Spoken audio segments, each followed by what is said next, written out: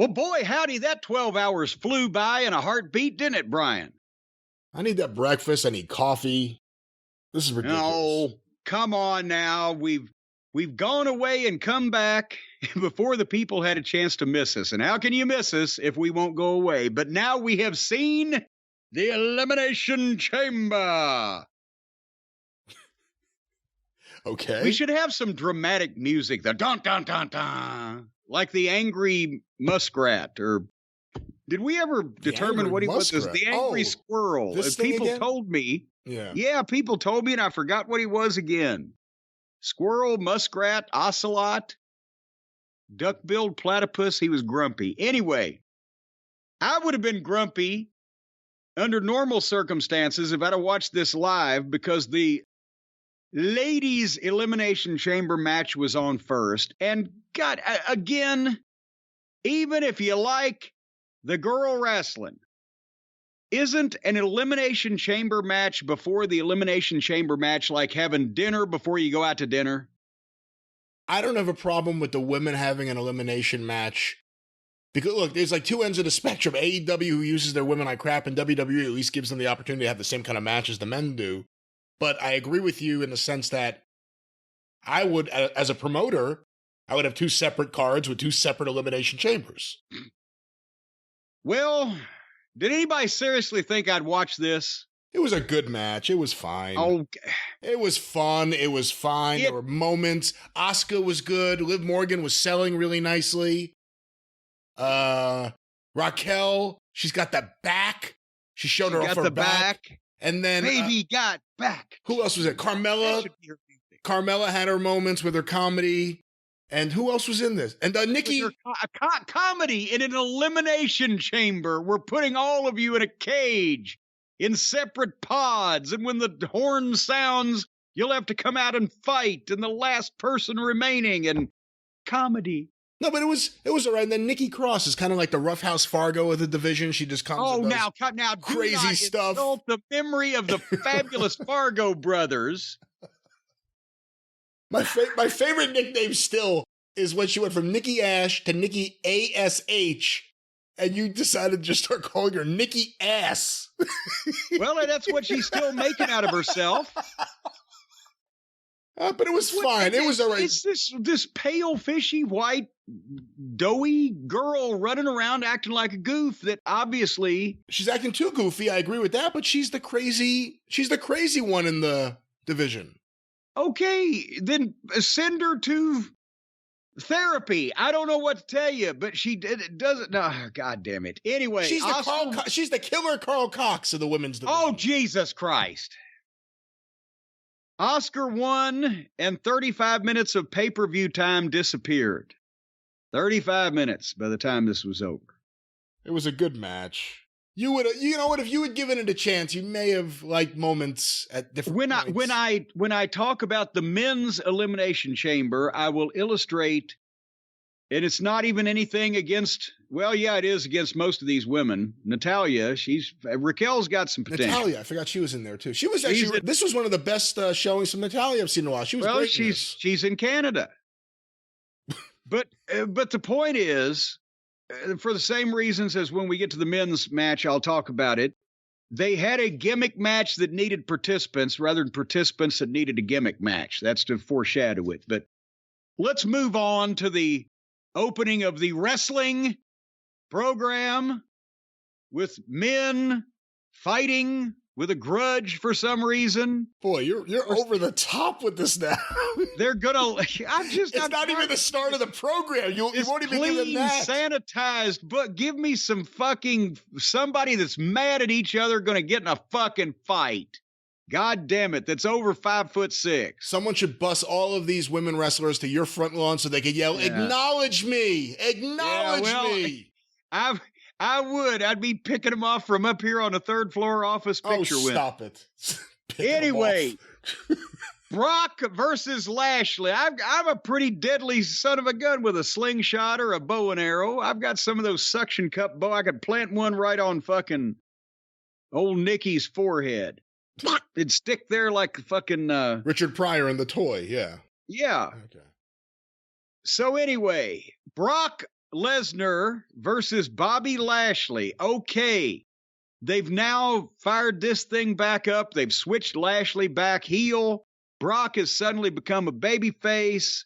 Smiling Brock and suit-wearing pissy-ass Bobby Lashley. They're mad at each other. They've been hammering each other, laying each other out.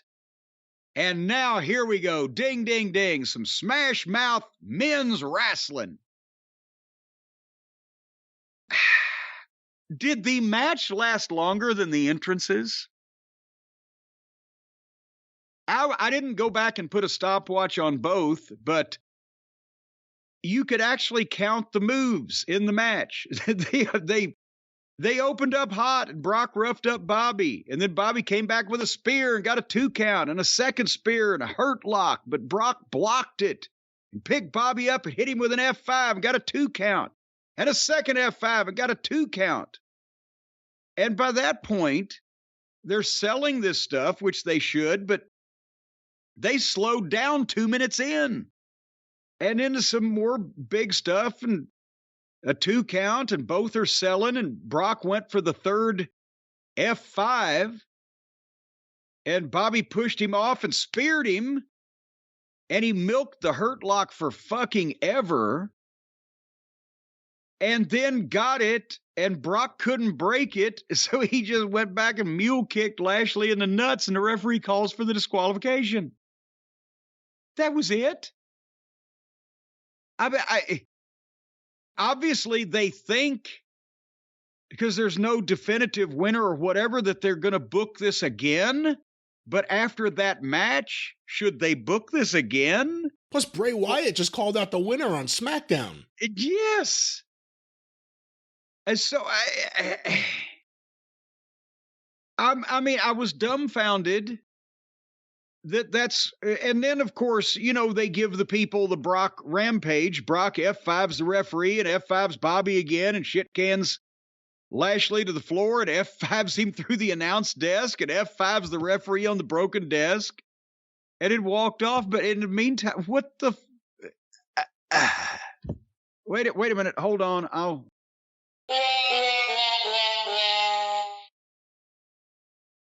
I don't know what else to say. It's the third match. It's the rubber match.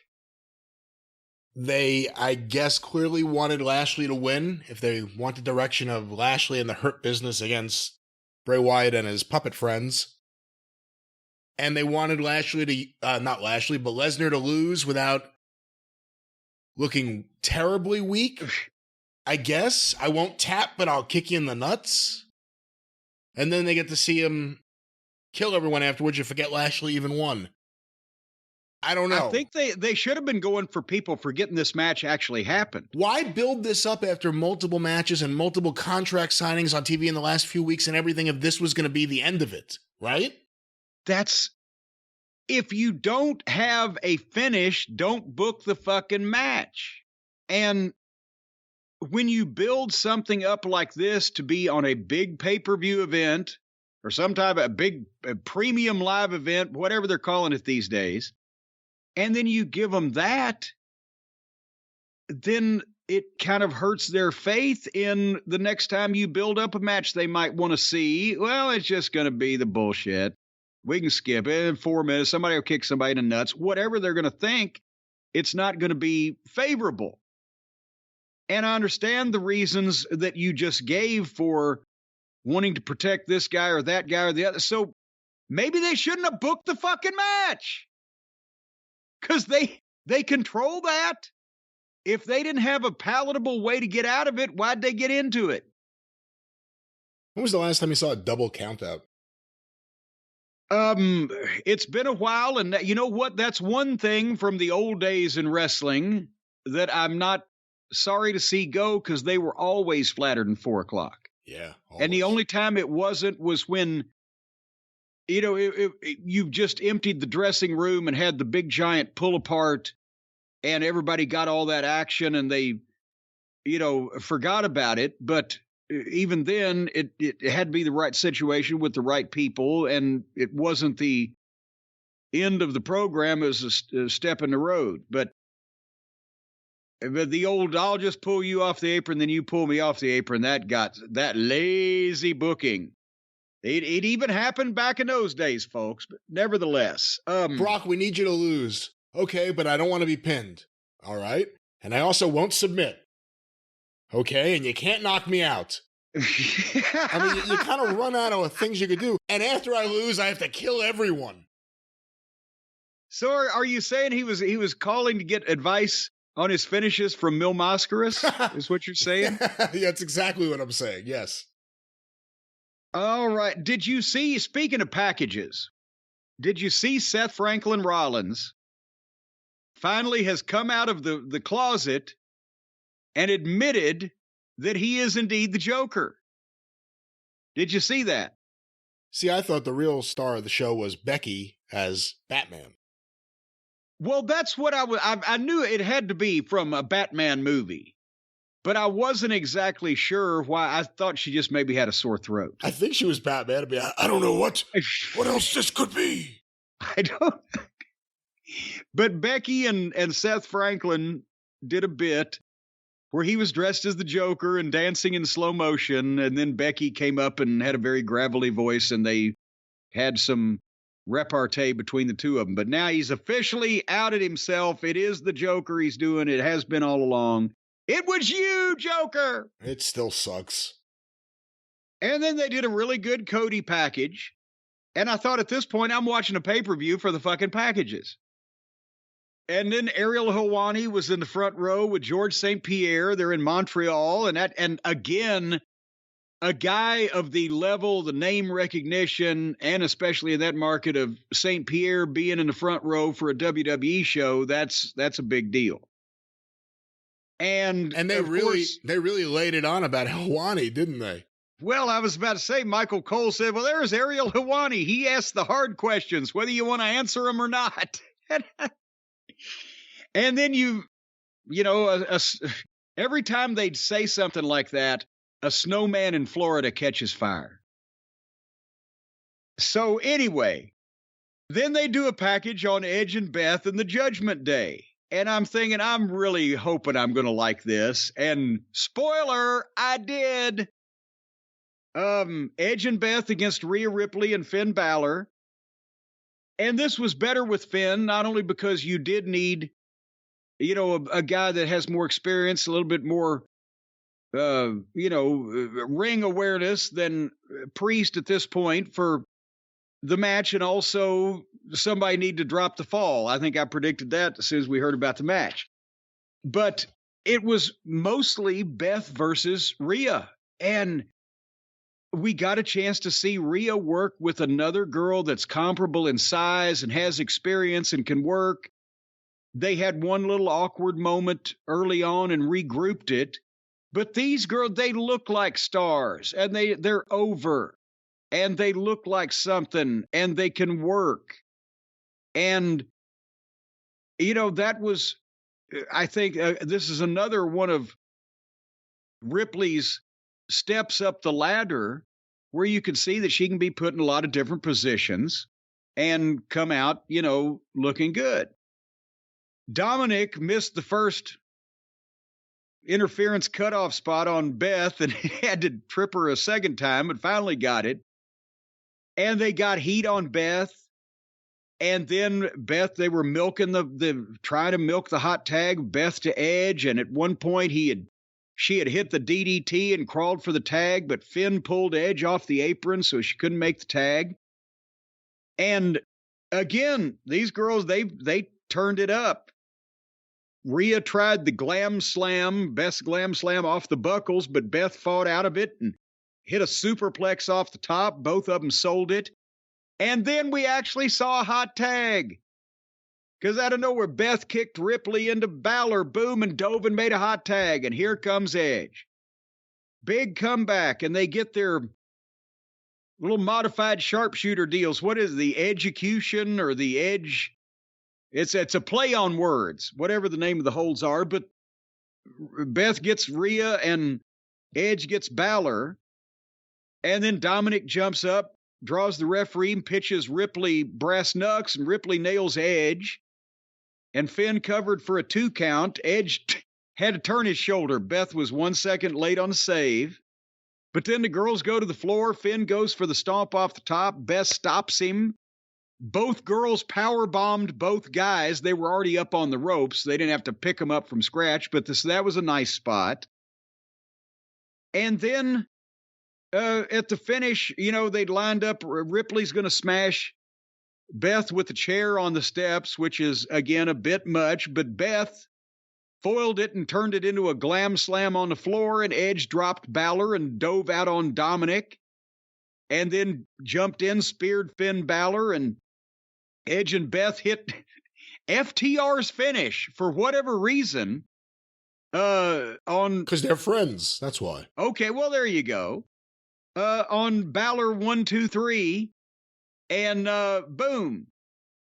The right team won. The babyfaces had to win this. It was a good match. What else tell me what you thought. Am I being too effusive? Was I just too happy that they finally gave us something worth watching? I thought it was really good. I think maybe a little too effusive, at least for my sensibilities. I thought it was a little too sloppy at times, not just the Dominic spot. There were a few other moments. I will say, though, to me, this match was one thing. It was the Rhea Ripley show. Whether it was the makeup on her eyes whenever she was selling and her eyes would get wide and it looked incredible, but every time she sold, couldn't take my eyes off her. And it's not just because she's a beautiful woman for you dirty people out there. You dirty, dirty people. But like in the best way a wrestler makes it so that the little things they do are the things that stand out. To me, she was the star of the whole match. Everything she did looked incredible. And that's really my big takeaway here. It was an all right match, though. And, again, crowd got really hot for the finish. Yes, there was a personal issue. The people hate Dominic, and he was able to, they were able to use him at ringside, but there was a personal issue. People know who each person is, and everything in the match made sense. Even if there were a few bobbles, I'd again rather people try to put together something coherent from start to finish and maybe bobble in the middle than just bobble all the time because they're just jumping back and forth for no apparent reason. Speaking of no apparent reason, they did a package on The Miz. Why? I wrote. They have pushed this clown to the moon for years for no explicable fucking reason. He does everything they like. Well, he don't do everything I like. Every now and then, he's involved in a segment, and you're like, I have to give it to the guy. He's all right. And then the next week, you forget all about that. And you're right back to, why is this guy on my TV? I hate this guy. He looks like a frog, whatever it is that you say. All right. Nevertheless, now it's time for the Men's Elimination Chamber, which is Austin, for the U.S. title, Austin Theory versus Montez Ford versus Bronson Reed versus Damian Priest versus Seth Franklin Rollins versus Johnny Gargano. And the entrances took 12 minutes. I guess that's not as bad with 6 guys. And actually, the entrances on the pay-per-view are quicker than the ones on Raw.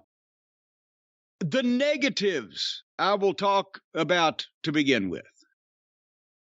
At first, it's hard to take anything seriously with Gargano in it.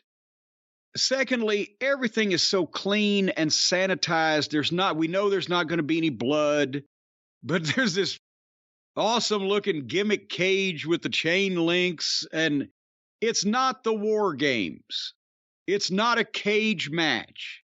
It's not the ultimate settling of a conflict between two individuals or two opposing forces or parties, teams, whatever.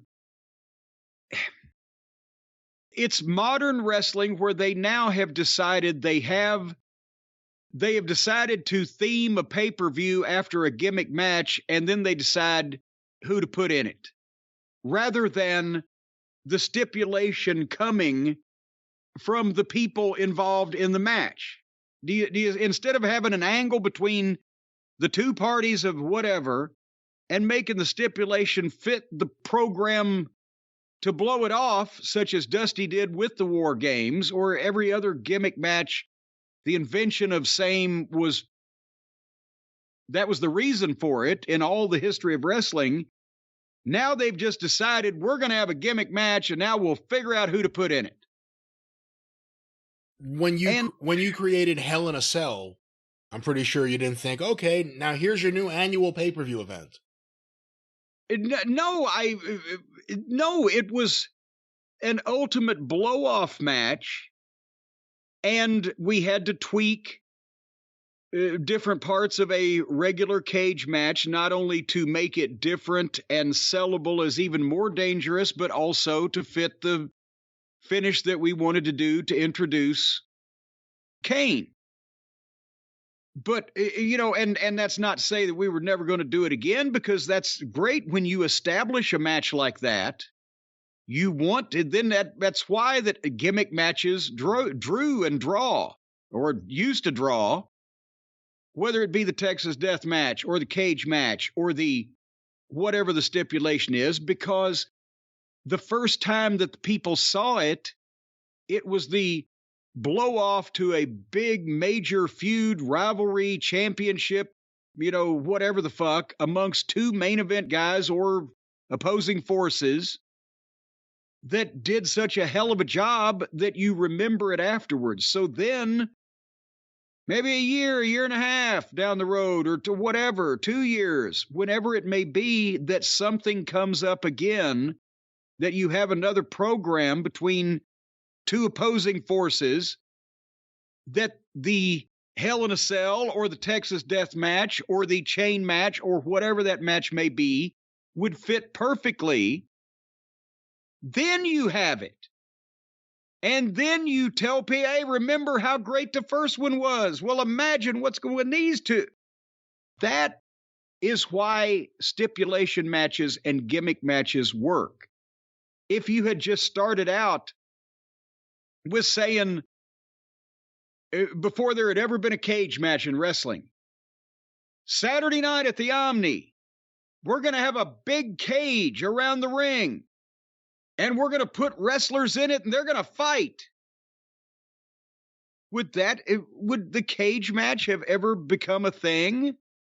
You put the cage before the horse in that case, to coin a phrase. I'm not going to belabor this anymore, but God damn it. Well, unfortunately, this gimmick match has become like the Royal Rumble, where it's an annual tradition between Royal Rumble and WrestleMania.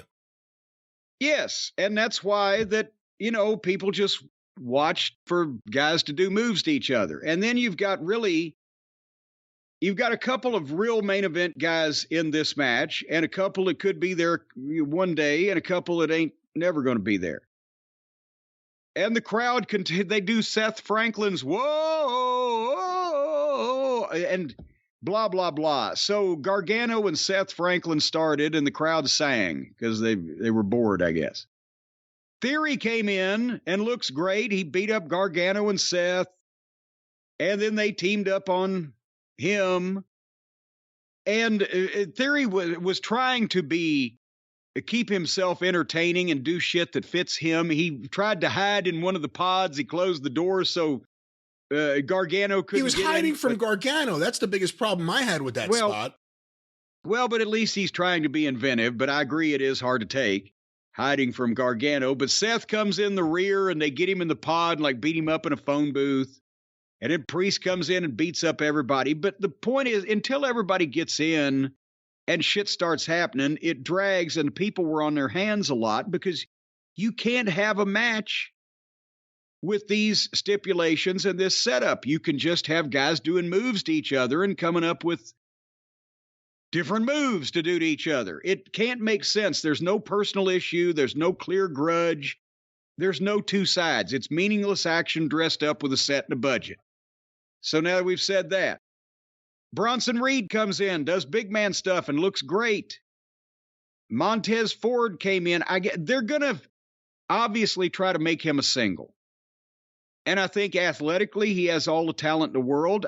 He looks in good shape. I don't know that he has a lot of personality. He looks like one of the fucking Cosby kids on the Cosby Show. He's just kind of there. Well, there was only one boy in the house, and that was Malcolm Jamal Warner. He doesn't look anything like him. Well, then what show am I thinking of? He looks like the guy on the CBS morning show, Nate Burleson, the former NFL football player. Looks exactly like him, except for the hair.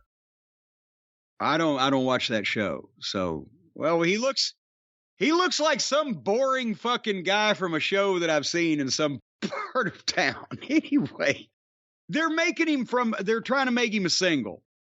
And he can do a lot of shit athletically, but I don't know that the people they were popping on the shit he was doing, but nobody thought he was going to win this thing because they're not far enough along yet doing whatever they're doing, making him a single. But he dove off top of the cage, and then 3 guys triple teamed Reed, and Ford splashed him 1, 2, 3, and he was out. I would have kept him around a little longer. There's, again, Gargano just being in something with grown folks is. But there's talent that I like in this match. Oh, I wrote here, I don't want to see Led Zeppelin play basketball either. So even though there's people I like in this match, I don't like what they're doing. Anyway, finally, Priest beat Gargano, yay. And then Ford beat up the other 2 for a while, but tried to splash on Theory, and Theory got his knees up, and then Seth stomped him, and Theory pinned him. And when Seth gave him the curb stomp, he stomped him side of his face first into the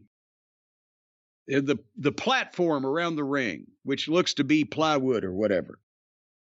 And then we got Seth and Theory, which is where I would have thought that it would have come down to begin with. And I'd rather actually probably have seen a single match between them. It would have been good. However, Brian, what is your opinion? Have you heard anything about Ford really getting hurt, or was that a work? I haven't heard anything, and I thought it was a work to get the door open. Okay, well, the reason why that I thought it wasn't a work when it was happening. After it happened, I thought it was a work, I should say. Well, yeah, when it was happening, I thought there's no way he's got to be hurt because they're killing the fucking finish.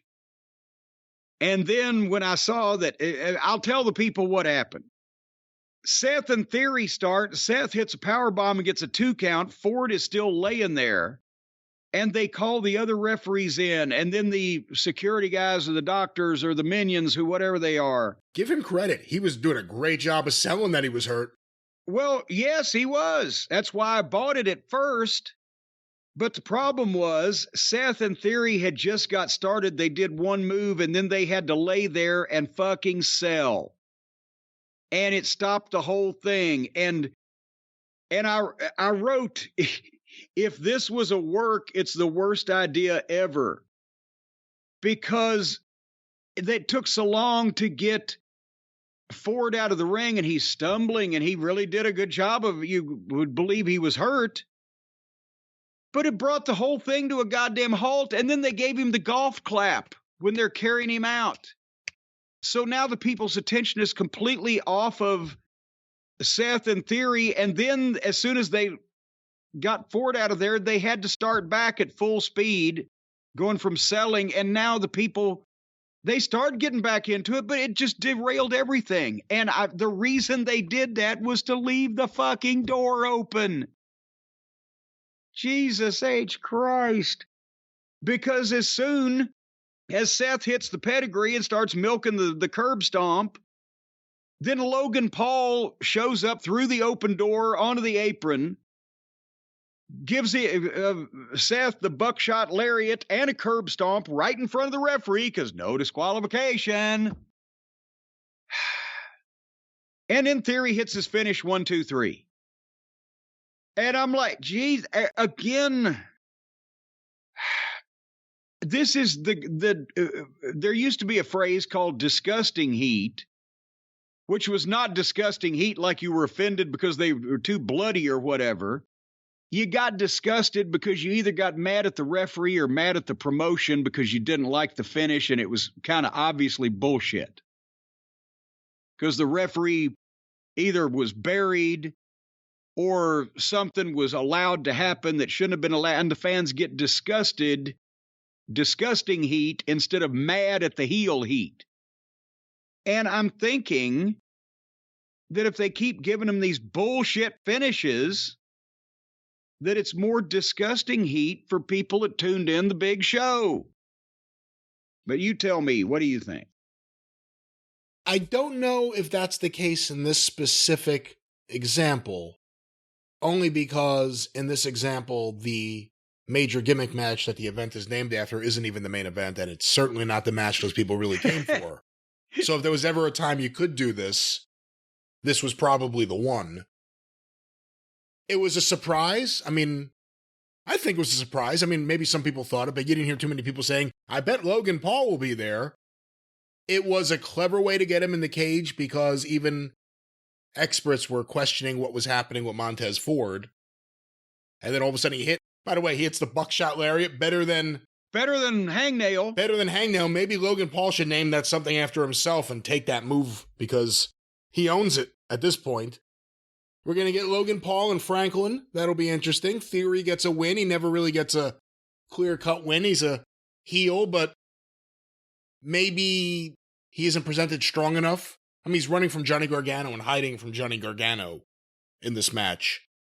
No one would ever hide from Johnny Gargano. He was trying to be a heel and work with the tools he had in front of him, I guess. What'd you think of the Montez Ford spot where he dropped himself like a bomb? Yeah, I mean, again, he's got such athletic moves and can get such spring and such height off of the top rope or whatever he dives off of. In this case, he was completely upside down hanging from that roof and just dropped and spun around and cross-bodied everybody. I think if they're going to make him a single, then I know they want him just to have a good performance in the thing, but I would have tried to break him loose a little bit before this, and that way when he comes into this thing, he's at least had some kind of track record, and you know, the people might have taken him more seriously, because again, they popped on his moves, but nobody thought Gargano was really going to win this thing, I don't think. Nobody thought Montez Ford was going to win it because he's a tag team guy and they marginalized their tag teams. I think everybody always thought it was either going to be Theory or Seth to begin with. And that's, you know, something like this when it's with 6 top guys and you can't really, maybe 1 or 2 might be shady, but you can't really pick who's going to be the last ones and who's going to win, you know, it's easier to take. But whatever. The people, like you said, this was a forgiving crowd that came to see the main event. If you're going to put a Bronson Reed in this match, is this the way to do it? Have him eat multiple finishers one after another to justify him losing? I guess. I don't know why Reed at this stage of the game had to be in there to begin with. Instead of, but, well, I do know because they got nobody else over. We keep talking about it, but it's early for Reed to just get pinned and, you know, slink off into the darkness also. Hey, you know, how do they get out when they're eliminated? How do they get out? So the referee lets them out. Yeah, well, why did Ford have to lay there for fucking 45 seconds? And fucking 6 people come in and carry him, and they accidentally leave the door open when the door opens every time somebody gets eliminated, and somebody had just gotten eliminated. Even before he got up, he did a good job of selling on the mat. Oh, he did a great job. When they were on top of him checking on him, I thought he was really hurt for a second. He sold like an auctioneer, but they were going to open the door anyway. Yes. Yeah. I don't know about their door maintenance, if that's your question. I will say though, surprisingly, after we did a segment on the Drive-Thru about the dirty wrestling rings, and you talked about Vince using a clean mat, a clean canvas for every Raw, apparently the policy now is a clean canvas for every match. Jesus Christ. Okay, and what they do is they put like 5 or 6 of them on top of each other and then just roll one off. Tear away. Yeah, but it's like a $10,000 canvas budget for each taping. Maybe they do that now and they don't change them out after each time. Because when Vince started, it was a new one for every TV taping, but you left the same one on. All right. You should have heard that argument when he laid everyone off. How about instead of laying me off, buy 100 less canvases next year? Yes. Cut that canvas budget. Can we get to the main event? That's what everybody wants to hear about. Let's do it. For the WWE title, and they did another great package, and then Sami Zayn versus Roman Reigns. And did you like the way they sent Roman out first, and they attributed it to the champion's prerogative? He came out first so that Sami Zayn would have to stare into he came out first because they knew that they could milk the fucking crowd, Sami coming out second for 10 minutes, and they did. This was great. They milked his music so the crowd would start singing. And then when they played the music, the crowd was singing that song, and they sang it forever. And the crowd was ballistic, you know, from the time Sammy comes in the arena, gets in the ring. The introductions. Why do they have a 25-year-old female ring announcer? I miss Howard Finkel. I even miss Gary Capetta. I miss announcers that didn't have to do this. The universal, like that. They all do that now. Especially 25-year-old girls. I don't have a problem with I mean, they're good. They're good. It doesn't. Does she need a mustache? We get Emi Sakura. Will that make you happy? It would make me happier if she had a mustache, yes. And a long beard down to her crotch. Just something that a bunch of fucking old bastards smoking cigars around ringside from the Athletic Commission. Let's make it look like the good old days. Yeah, everyone's dressed like Burt Sugar. Yeah, Burt Randolph Sugar to do the weigh-in. But anyway, it went minutes. Fuck you, Roman, the chants and the singing. And neither guy got in a hurry, and they let the crowd do the work. And then I got a tickle that spread through my whole body. It started down low and then continued to grow. When they locked up, the crowd popped on the lockup and booed Roman Reigns' headlock. That was what the crowds were like in the 70s. Not even just the main event. If they had ever seen the babyface before, if they'd ever seen him on TV or he'd ever appeared live, and it was the second match on the card or whatever, when they locked up, the people would cheer, and whoever took control, they would boo or cheer. And I haven't seen it in a long time, but the people of Montreal, God bless you all. And they took their time at the first because the crowd was popping on headlocks and elbows. And then Sammy hit one of his flip dives to take Roman off his feet out on the floor, and the place fucking blew up. And then Roman took over, as he should have, and the theme of the match again was he's abusing and belittling the smaller underdog babyface, and Sami Zayn can sell almost like Ricky Morton. That's one that you saw, not only the body language, but the facial expressions. He looks like he's toast. And he sells like a fucking crash test dummy, but not in a out of control way. But that's Zayn's biggest deal as a babyface wrestler, is he can sell. And Reigns is such a great heel, and he fucked with the crowd, and he taunted them and taunted Sammy and took his time, talked trash to Sammy's wife, threw him out in front of her and toyed with him in front of her. Hey, just in general, at this point and at various other points, you didn't feel at all like they slowed it down too much? Like there was too much of the time of Roman doing the talking at various points?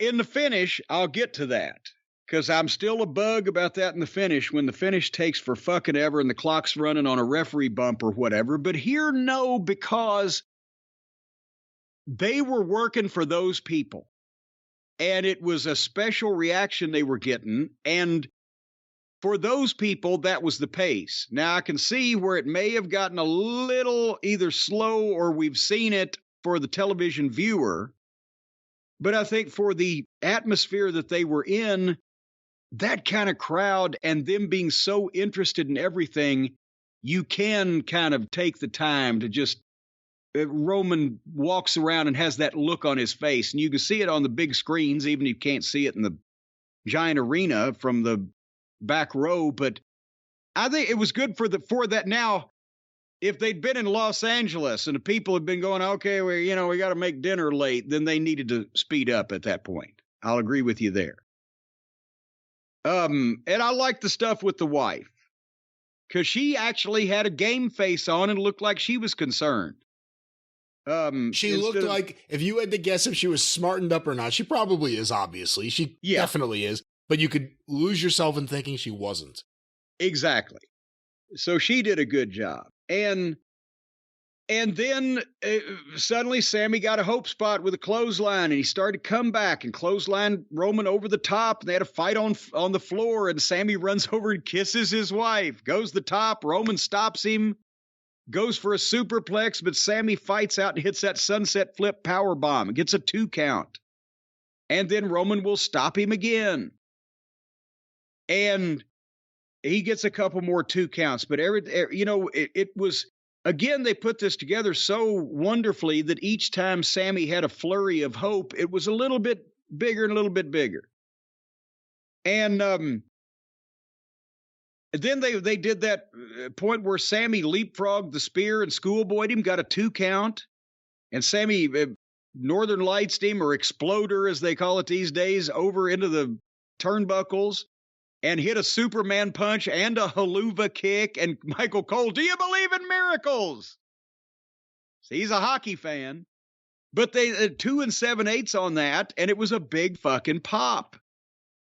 And I wrote here, these false finishes have been great. Heyman I bet Heyman enjoys it when he can put a match together with guys that can actually do more than their 3 big moves, like the Brocks and the Lashleys and the high impact stuff he has to do. Anyway, Roman would keep trying to go for shit, but he would miss something or foil himself. He speared the barricade instead of Sammy, and Sammy got him back in, hit a blue thunder bomb for a 2 count. But it wasn't like that Sammy was at any point manhandling Roman Reigns. He was taking advantage of situations and hitting these things, but Roman would still physically, take over, impose his will, whatever. And then they crushed the first referee in the corner, old Rudy Charles. They call him what is his real name? The Dan Engler. He was Rudy Charles in TNA. Great kid, but they crush him in the corner.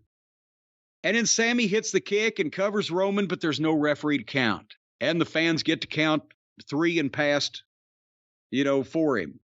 And then Jimmy Uso appears and gives Sammy 3 super kicks and a splash off the top and puts Roman on top and jumps out. Second referee comes in. I'm like, okay, but 1, 2 count, big pop. I'm like, okay, there's still life left in the old ginger after all. And they get back in a match, and Sammy's looking good, and Uso comes back up to the apron again. Sammy nails him off, turns into a spear. Roman covers him, another 2 count, another big pop. Pat Patterson has come back. They're really pulling out all the stops. And then Roman starts slapping Sammy around and trash talking him and goes for the Superman and takes out the second referee with the Superman punch, which, by the way, there had been a little foreshadow of that when it looked like either Roman thought he was going for it or the referee thought he was going for it one time before, and they almost did it. But nevertheless, then Roman hit the Superman on Sammy, and everybody was down.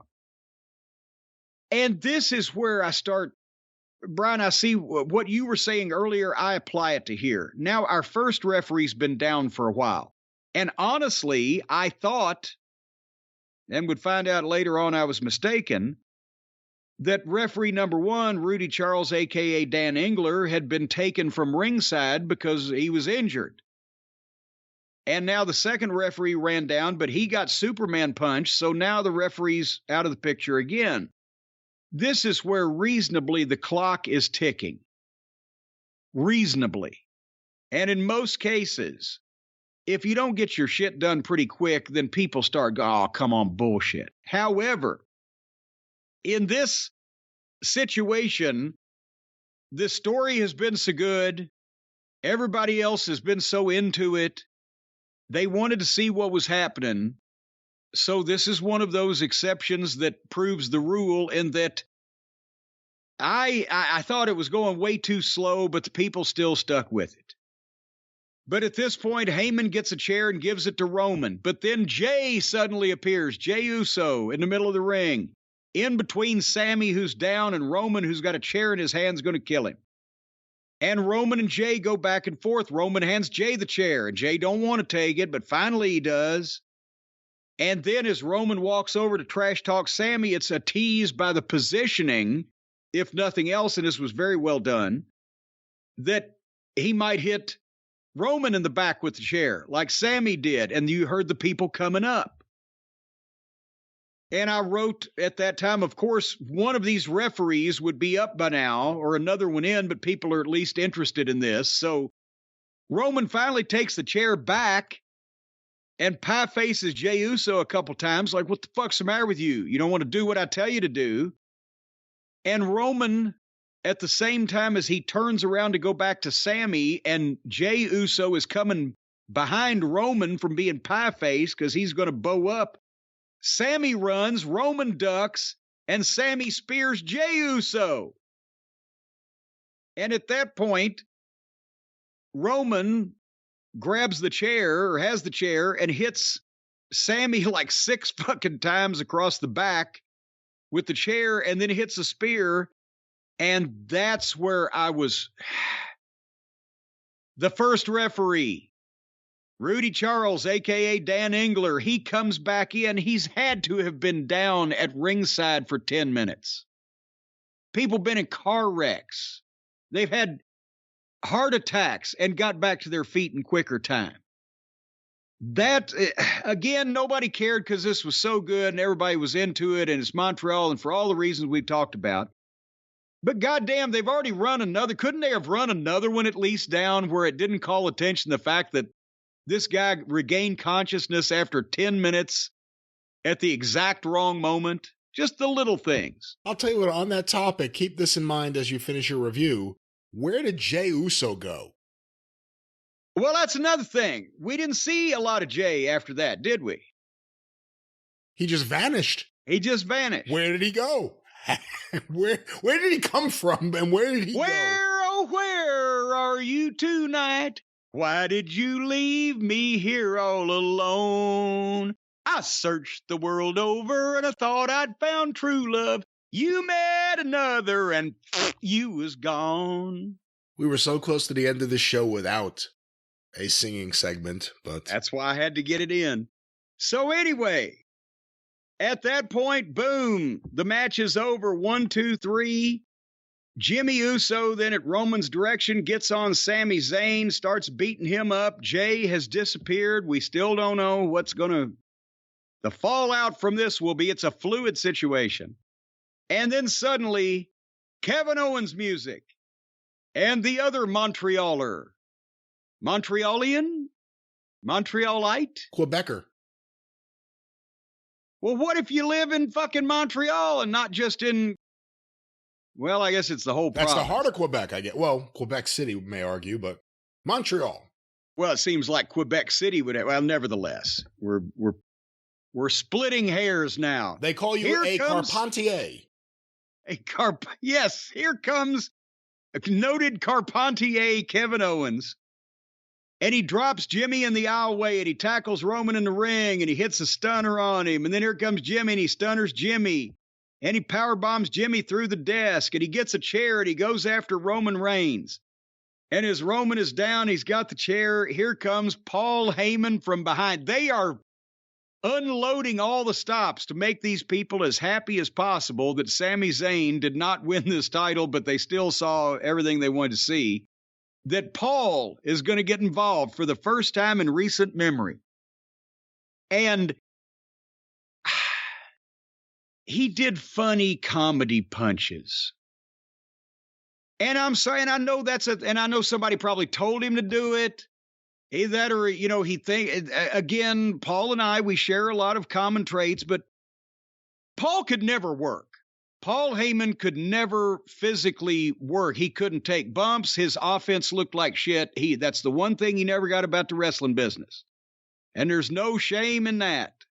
But I always went under the assumption that I should look like I'm trying as hard as I possibly can to hurt this person as a manager, I'm talking about, and I was ineffectual because I'm weak and he's a big professional wrestler.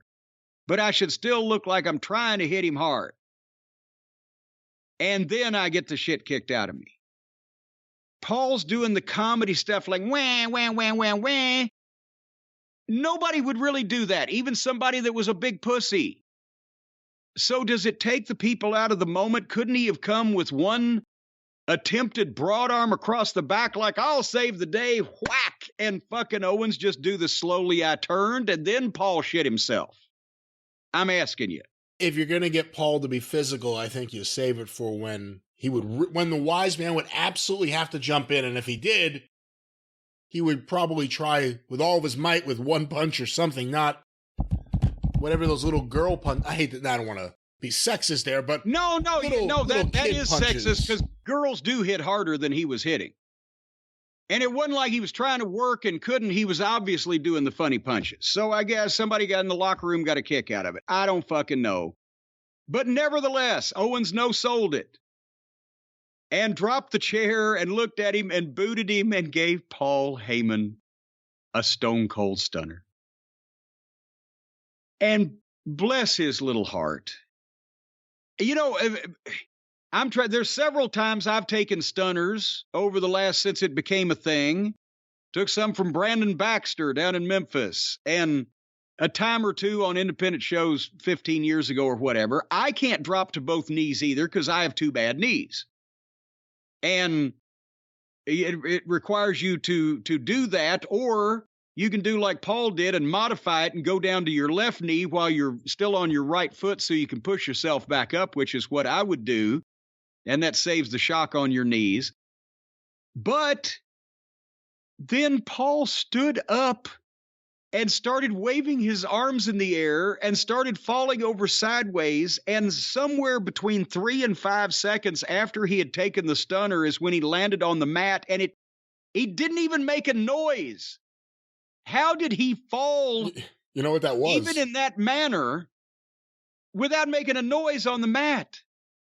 Who was Paul's favorite manager growing up? Albano? How did Albano sell? Oh, shit. Think about it. That's exactly what Heyman did. Oh, boy. Well, boy, howdy. He's taking his bump for this decade. Paul, from me to you, I swore him off. What was it? 5 years ago now. And you should too, if that's what you got in you. But anyway, then Kevin Owens was in the middle of the ring. Sammy was on one side. Roman was on the other side in the corners. And Kevin steps out of the way and lets Sammy charge across with the haluva kick on Roman. And Owens walks out because they still haven't hugged and kissed and reconciled. And I'm being a picky prick about as a wrestling finish, it would have gotten panned years ago because people would have seen through the referee being down too long and et cetera. But as a sports entertainment finish, and people accept these things now, this was fucking great. They saw everything they needed to see. Sammy was in every way protected while Roman still did not lose. But they got a good match out of it and a really good finish with a bunch of twists and turns before they did it, not like when they just cheated people out of everything with Brock and Lashley. So I again,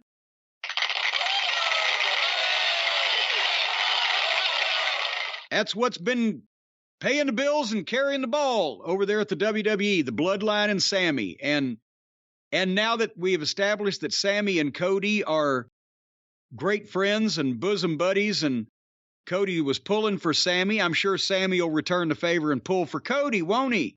Cody will get Owens and Sammy to be friends again. There you go. And we're off to see the Wizard, the wonderful Wizard of Oz. There you go. That was Elimination Chamber. Let me ask you a few things about the main event and the finish of the main event, because it's been somewhat controversial online, various fans with various things. Is there a fucking plane going by? I guess so, or a spy balloon, I'm not sure. But did you piss off the Chinese again? Quite about that. Any issue at all, any issue with Sammy not going over in Montreal, considering that crowd and everything? Oh, good God, no. Because a lot of people, I mean, again, it's online and it's wrestling fans, but we're talking about reactions to things. A lot of people lost their shit over the fact that Sammy has not won this, didn't win the title and didn't win in Montreal. If they ever thought he was going to, then they don't know how the business works and they're insane to begin with. They weren't going to, no. In some other situation, I'm not saying they wouldn't have, they put the belt on Kofi Kingston for fuck's sake at one point. But no, not when they had the most dominant heel of modern times champion that it has been a champion for the past 3 years or whatever the fuck it's been, and is heading toward a showdown with the guy that they have handpicked to be the big star of the entire company, not just the shows in Montreal, Cody Rhodes. Roman Reigns was not going to do it. He wasn't going to have dinner before dinner. He wasn't going to do a job before he does job. And again, if this was the territory days, if this had been Lawler in Memphis or Dusty in Tampa or Vern in Minneapolis or whatever the case, and Montreal was the biggest city or one of the biggest cities in the territory, and you had a guy that got over like that and got that reaction, then you make the moment. And then you put the belt on the guy in his hometown in the big crowd when that's one of the 4 or 5 cities you run. But they're talking about the entire world. And as much as everybody does like Sammy, fans, he's over with all the fans everywhere from Maine to Spain on a choo-choo train. But he doesn't get the same reaction in every other town he gets in Montreal, obviously. And they weren't going to screw up well over a year of planning and preparation to install the guy they want to be the top babyface for the entire world because Sammy got over in this way and has an especially hot crowd in his hometown. So that would have been a great moment in Montreal and a great memory in Montreal. And it would have screwed up the plans they have going forward for months for the entire rest of the fucking world. Does that make any sense now? There are people who think that WWE should have changed plans, called an audible, whatever it is, in recognition, I guess, for how over and how special a moment it is right now for Sammy in Montreal. Well, those people would be idiots, and I don't want them in charge of my fucking investment accounts. Did you think they were going to do a Dusty finish when the first referee went down and the second one came in? No, by the Dusty finish, you mean somehow Sammy wins and then it's nullified. Correct. The people get the big pop and the big celebration, and then a few minutes later, they get deflated with the news. No, because that would still have required Sami Zayn to pin Roman Reigns for any type of referee, one on duty, off duty, part-time, whatever the case, to count 3, and that wasn't ever going to happen. That can't happen. Sammy can lay on top of him all day long with no referee counting, which is what they did and what they got. But nobody will count Roman Reigns' shoulders to the mat before WrestleMania. I don't know how many different ways I can say this to people. That's what they want to do for the benefit of the entire company and in front of the entire world going forward with the plans they have. And they're correct in those plans. And yes, they would have loved it if Sammy'd won the belt in Montreal, and the people watching at home would have got a kick out of it too. But then, where do you go from there? If you beat him right back, then the people just go, eh. And then Roman drops it to Sammy, he's already dropped it, or drops it to Cody, he's already dropped it to Sammy. So either Cody would have to beat Sammy, or Sammy would have to hold it for a fucking year. And does anybody think that Sami Zayn needs to be the WWF champion for a fucking year? No. So, do you think the idea of Sammy and Kevin Owens versus the Usos at WrestleMania, do you think they can get there with an intriguing story as they continue things? And what do you think about the idea that all members of the bloodline could lose their belts on the same night? Or part of the same 2 nights, I guess. Well, in the same weekend or part of the same group of festivities. That does sound like But at the same time, I don't know whether I wouldn't even be happy with and Cody reuniting the former friends and getting them to shake hands. That's a great idea that you just mentioned. Could it be Jimmy and Solo against Kevin and Sammy? Because we might still not know what Jay is going to do or not do, and it doesn't have to be for the title because it's goddamn personal issue.